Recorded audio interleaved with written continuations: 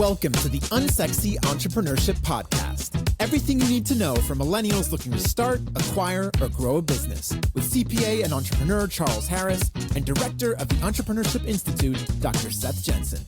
This is the Unsexy Entrepreneurship Podcast. Welcome, everyone, to the Unsexy Entrepreneurship Podcast. Today, we've got a really fun topic. We're going to talk about understanding competitive forces and how that plays into starting a business and running your business or even acquiring one. So, Seth, why don't you take us at the high level academic term? What do we mean by understanding the competitive forces? Yeah, so this is the realm of strategy, right? Like every business person considers themselves the Napoleon of business. Like what would be the strategician? I should know that. This is my field.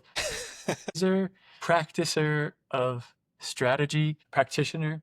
But really, business has this important strategic component, and competition is the name of the game, right? Now, from the very offset, I don't want anybody to think that business is completely zero sum. You know, it's not like if you win, everyone else loses.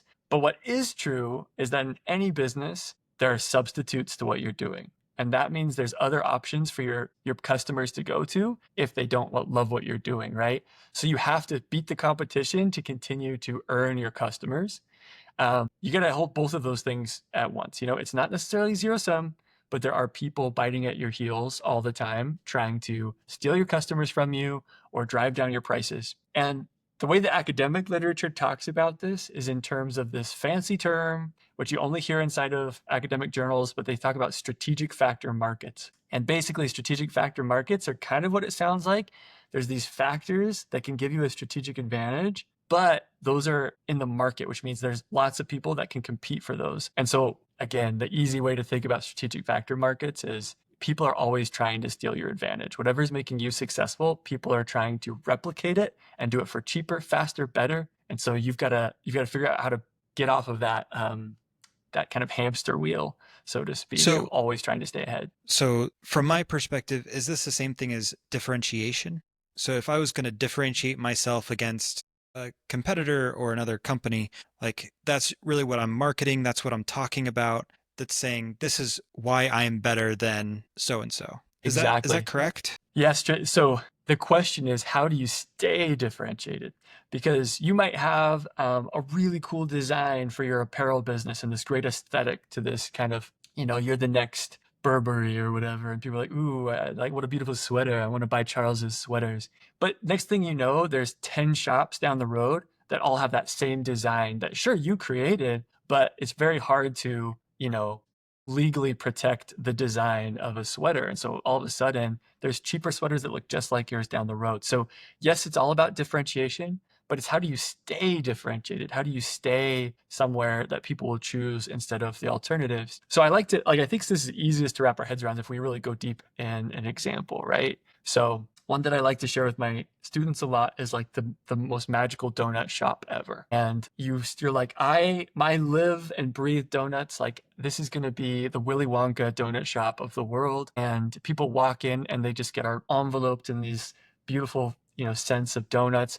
And no one's ever seen donuts like yours. The recipe is so cool. And you've just got a line around the block wrapping around 3 times just to go inside your donut shop. But what's going to happen is as the time goes by, like I say, someone down the street, they open up a donut shop. Maybe your donuts are us and now their donuts are we. Or it looks very similar to yours. They haven't nailed your recipe, but it's close enough. They're charging a little bit less than you do. And now your line is cut in half and you're having to split business there. And then you get a call from your landlord. Well, then how did this, I'm jumping in because this is actually a really interesting example because I think of Voodoo Donuts, which we've all heard of.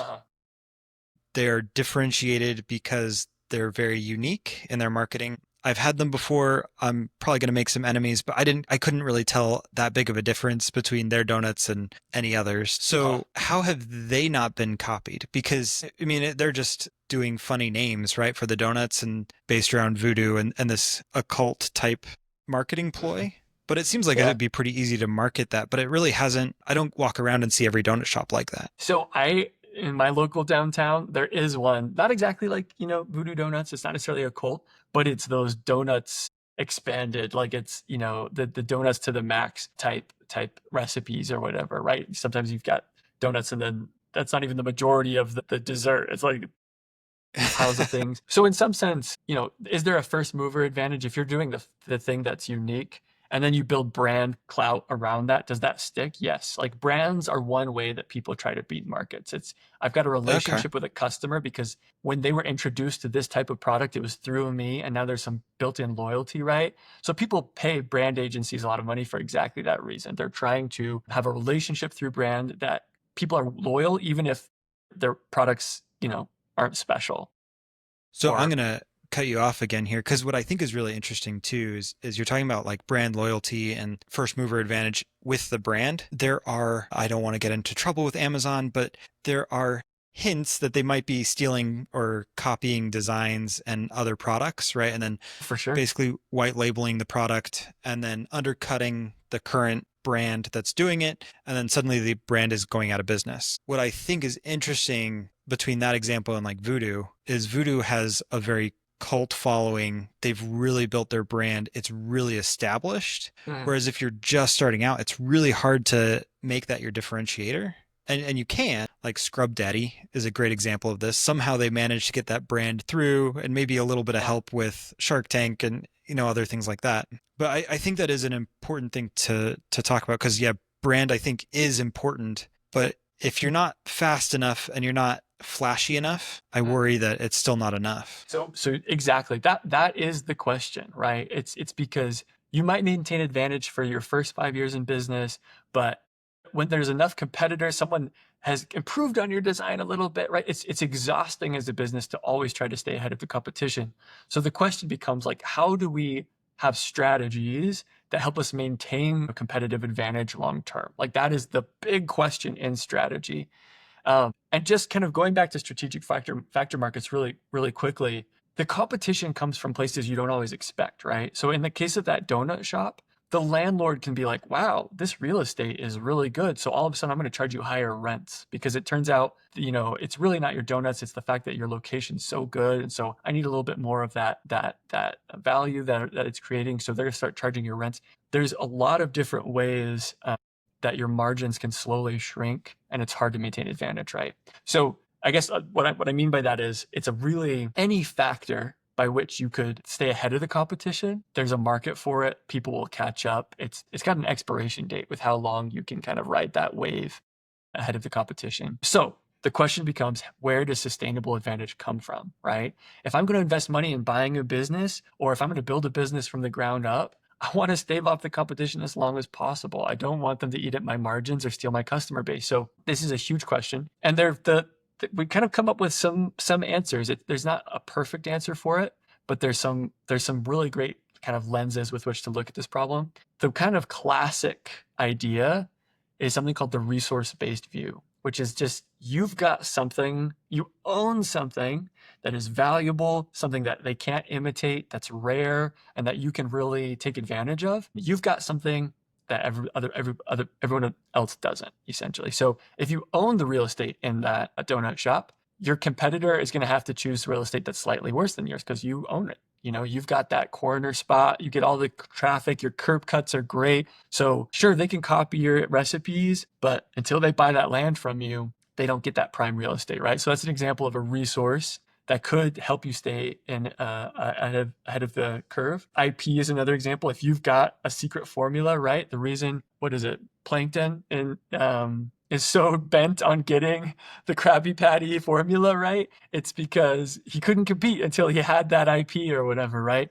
So that's one way. And in the biotech industries, that's the name of the game, right? It's how long can you keep your IP for this particular drug so that you can charge prices that pay for the R&D that went into developing the drug, right? So IP is one answer, a resource. Sometimes people will kind of fudge it and say, well, sometimes there's like a dynamic capability, like you're really good at doing something that's just very hard for other people to do, and that's kind of your advantage. Trade secrets, Is this why a lot of companies have been vertically acquiring companies? Like Apple has acquired some of its manufacturers and owns a significant investment in them, basically, so that they can kind of ensure that they get quality parts and cheapest prices, I guess. Right.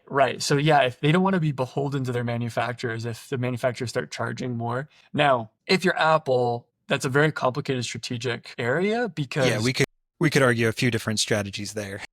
Because you have so much power in the marketplace that there's usually a lot of manufacturers that are willing to realign, their manufacturing process just to suit you as a customer. Because if they're building widgets for Apple, that's their entire business. But you're absolutely hitting on it's called the risk of holdup is what that's specifically called.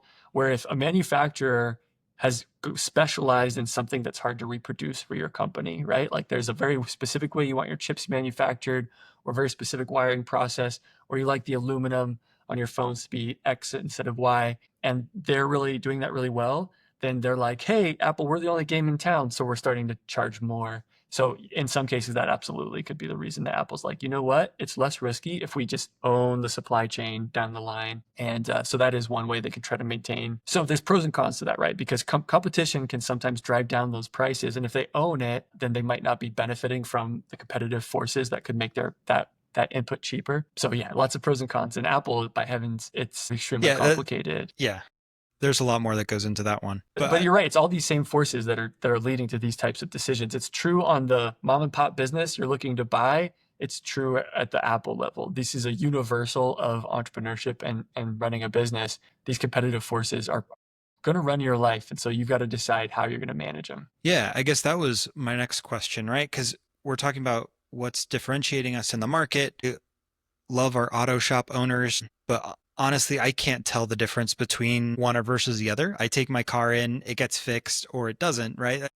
And so unless I have a bad experience, to me, it's hard to differentiate. Mm-hmm. So how can just like a normal service business really differentiate themselves for lasting impact? Yeah. Again, it's the big question. So if they don't have a resource, right? Like we talked about that resource-based, strategy. If they don't have great location, then they've got a couple more options, so they're not completely lost. So the most exhausting way is to just always try to stay ahead of the competition. Always be adding that feature or that benefit. Basically, understand your customers a little bit better, and always be doing the next new thing. So, stay ahead by always innovating, essentially. And again, that's exhausting. It's hard to maintain that kind of trajectory. Another way is through your networks, right?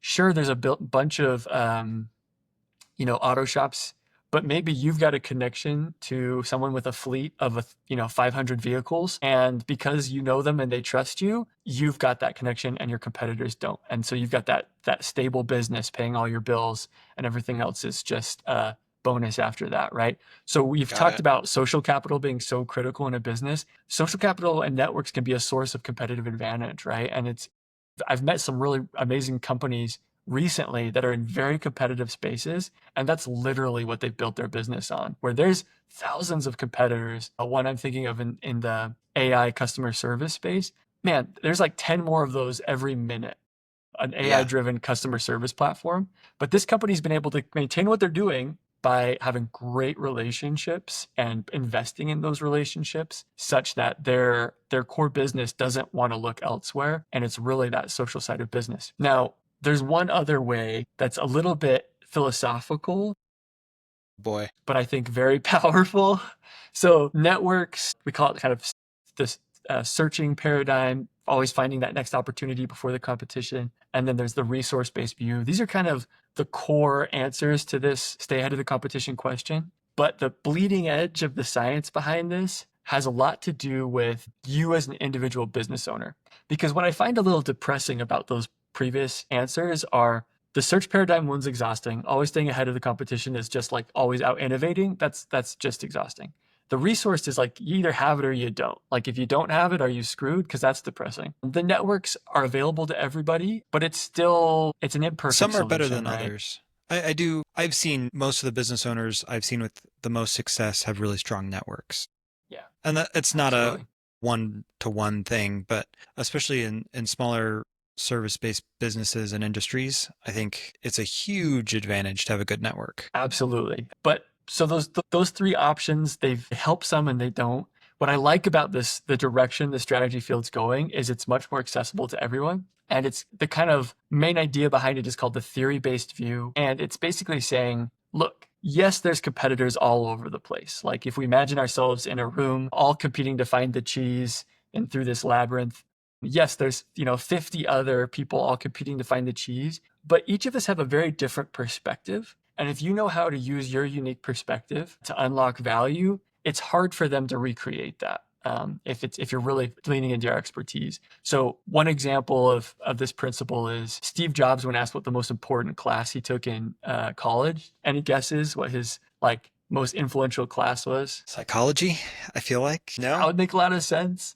It was actually calligraphy, which is random, right? Like how many tech executives ever took a calligraphy class? But it makes some sense too. Like when you think about Apple's ethos, their design mentality, even the obsession they put into their typefaces in the their version of the word processor, like that design ethos is baked in to this day, even decades after the inception of the company, and even after Steve is long gone, you can still see that baked into the company. And that's that unique perspective that Steve developed in that calligraphy class and throughout his experience at Pixar and all these other experiences. Bill Gates could not reproduce that. Bill Gates came from a very different world. And that different world Bill Gates came in had different opportunities than the ones Steve Jobs did. And that's a really encouraging message, because you and I are very different. And the way you see the world is very different the way I see the world. But there are ways that you can unlock value that I just won't be as good at, essentially, and vice versa. And so if you're as a strategy maker, know how to tap into those unique, valuable beliefs, it's really our belief system, and you know how to experiment to make sure they're good beliefs, because sometimes you're just wrong, right? Like I might be like, the Ferris wheels are the future. Every city needs a Ferris wheel. But if I'm the only one person that feels like that, that might be unique to my perspective, but it might not be valuable in the marketplace. So you've established what your unique beliefs are, and then you test them in the real world, right? You conduct little experiments, and you let those experiments inform what you're investing in, what you're leaning into, and you basically build out a strategy that your competitors might discredit, right? They might be like, that seems stupid or dumb, but you've got that unique perspective and you've done the work to validate it. Now, I know this sounds kind of loosey-goosey and woo-woo to some degree. No, I'm going to bring it down to practical, because this makes perfect sense to me. So, I mean, at this point, everyone knows I run a small CPA firm. That's what I do. I work with small businesses all across the country, just really helping them do some bookkeeping, strategize, financial plan, do tax planning, tax preparation. There are hundreds, if not thousands, of CPA businesses and CPAs. I'm lucky that there's a huge need for it still. There just aren't enough. But what I think is really, really interesting is we all pursue it differently, and we're all very different, even though we're all the same. Yeah, you'd think filling out, bookkeeping and taxes would be the most standardized process. It is so different. But how I even talk with my clients, right? Like some CPAs I have heard, and you get these gurus who will tell you to never take a client email, never take a client phone call, that all needs to be done by your staff, and like you shouldn't be seeing any of it. And maybe one day that's where I'll get to, but my clients would not be working with me today if that was the case. Yeah. Instead, I respond to emails, and I'm very attentive, and I have people working behind the scenes too, but I kind of view myself as a client success manager or salesman, if you will, not really a salesman. I think client success manager would be the right term for what I consider myself, but that's very different than a lot of other CPAs. And love that example. There are hundreds of different softwares, different things. Like we can use infinite number of variety for CPA firms. And so the hard part is actually finding the right clients for you, not necessarily finding clients. Because some are they're going to bounce off my style. That's okay. I'm not offended by that. There are plenty of good CPAs, but so can I actually break down that example you gave? Yeah, because I think it's a great one, right? So, and because you might be asking yourself, how do I identify my unique beliefs or whatever? And the phrase I like to use is, while my competitors believe X, I believe Y. And you'd said that just in your example. You're like, well, my competitors believe that answering emails and client communication is the work of their underlings. I believe I can unlock value for my customers by being personal and involved in their, being with them in this process. And again, I believe both are right. And both are right. It just depends.